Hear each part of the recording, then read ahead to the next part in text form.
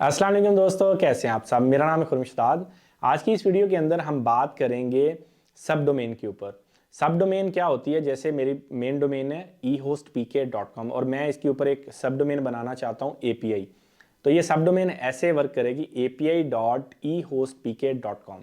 तो ये सब डोमेन कैसे बनती है और आपके सी पैनल में कितनी लिमिट्स होती हैं सब डोमेन क्रिएट करने की, आज की इस वीडियो के अंदर हम डिस्कस करेंगे। तो चलिए आज की इस वीडियो को स्टार्ट करते हैं। अपना cPanel अकाउंट लॉगिन करें। अगर आप जुपिटर थीम यूज़ कर रहे हैं तो इसके अंदर डोमेन सेक्शन में आ जाएं और डोमेन पे क्लिक करें। अगर आप इससे ओल्डर वर्जन यूज़ कर रहे हैं तो उसके अंदर सब डोमेन की ऑप्शन होगी। इसके अलावा अगर आप राइट साइड पे स्टैट चेक करें, ये स्टैटिक्स आ रहे हैं, यहाँ पे लिखा होता है कि आप कितनी सब डोमेन बना सकते हैं। यहाँ पे सब डोमेन आ रहा है तीन सब डोमेन बनी हुई हैं और अनलिमिटेड जितनी मर्जी चाहूँ मैं सब डोमेन बना सकता हूँ। पहले हम सब डोमेन पे क्लिक करेंगे। यहाँ पे हम जो सब डोमेन बनाना चाह रहे हैं उसका नाम लिखेंगे,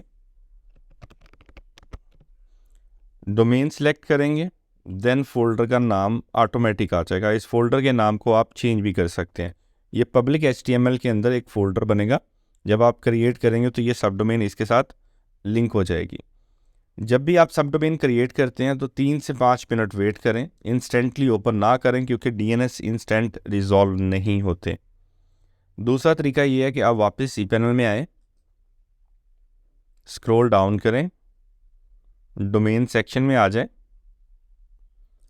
क्रिएट आ न्यू डोमेन। यहाँ पे हम सब डोमेन का नाम लिखेंगे। सब डोमेन का नाम लिखने के बाद आपने उस डोमेन का नाम भी लिखना है इस तरह से।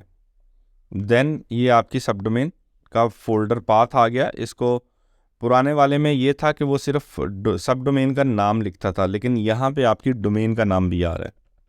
अगर आपके cPanel में एक से ज़्यादा डोमेन है तो आप इसके साथ कुछ और भी मेंशन कर सकते हैं। देन आप सबमिट करेंगे, ये सब डोमेन क्रिएट हो जाएगी। उसके बाद आप फाइल मैनेजर के थ्रू उस फोल्डर के अंदर फाइल्स अपलोड करेंगे तो आपकी जो सब डोमेन है वो वर्किंग में आ जाएगी। आज के लिए इतना ही। नेक्स्ट वीडियो में इंशाल्लाह दोबारा मुलाकात होगी। तब तक के लिए अपना ख्याल रखें।